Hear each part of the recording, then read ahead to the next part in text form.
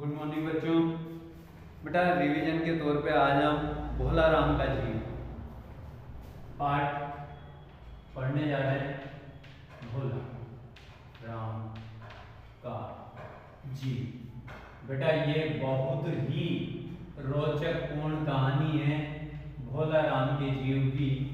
भोला राम एक सरकारी नौकरी का व्यक्ति है, सरकारी नौकरी करने वाला एक व्यक्ति है जो कि उम्र के साथ साथ अपने रिटायरमेंट के कगार पर पहुंच जाता है और अंत में रिटायर हो जाता है। वो अपनी पेंशन को चालू करवाने के लिए सरकारी दफ्तरों में इधर उधर घूमता है, पर रिश्वत न देने के कारण उसकी पेंशन शुरू नहीं हो पाती। बीमारी के कारण कुछ समय बाद इस दुनिया से अलविदा हो जाता है, परंतु उसकी पेंशन शुरू नहीं होती। जब यमराज जी के दूत उसके जीव को ले जा रहे होते हैं तो रास्ते से उनके हाथ से छिटक करके वो सीधे पेंशन के दफ्तर में जा करके उसकी पेंशन की फाइल में चिपक जाता है। जब यमदूत इस बात को जान जाते हैं तो वो उसे ढूंढने, जीव को ढूंढने के लिए इधर उधर घूमते हैं।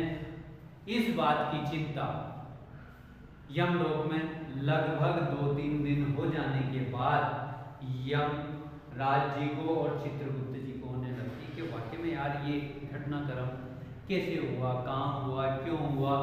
तो इस चिंता में डूबे हुए हैं यमलोक के लोग।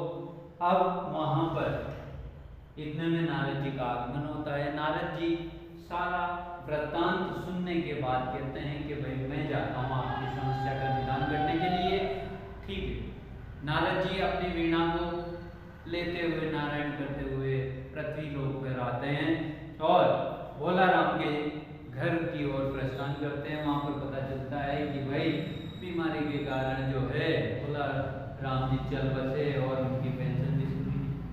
अब वो पेंशन के दफ्तर में जाते हैं। पेंशन के दफ्तर में जाने के बाद पता चलता है कि भाई उसने रिश्वत दी थी, इस कारण से पेंशन शुरू नहीं हुई। अब अफसर लोग जो है रिश्वत के तौर पे नारद जी से वीणा रखवा लेते हैं कि मेरी लड़की जो है संगीत बजाना सीख रही है, संगीत सीख रही है, इस कारण आपकी वीणा काम आ जाएगी, तो ये रिश्वत के रूप में आप दे दीजिए।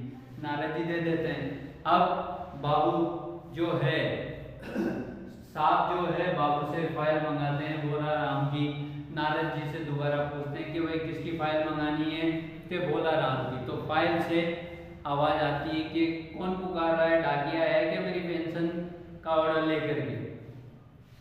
नारद जी कहते हैं कि भाई भोला राम आप अपने फाइल से बाहर निकले, आपकी फाइल पेंशन जो है वो शुरू हो चुकी है। अब इस कारण से आपके परिवार को भी तकलीफ नहीं आएगी और जो तकलीफ आपने यमलोक की बढ़ा दी है उस तकलीफ को आप दूर करें, मेरे साथ चल करके उनकी समस्या का निदान करें।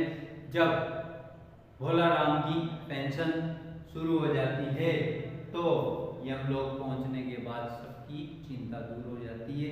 इसी के साथ ये भोला राम का जीव जो है हरिशंकर प्रसाद परसाई जी द्वारा रचित बहुत ही रोचक पूर्ण कहानी है।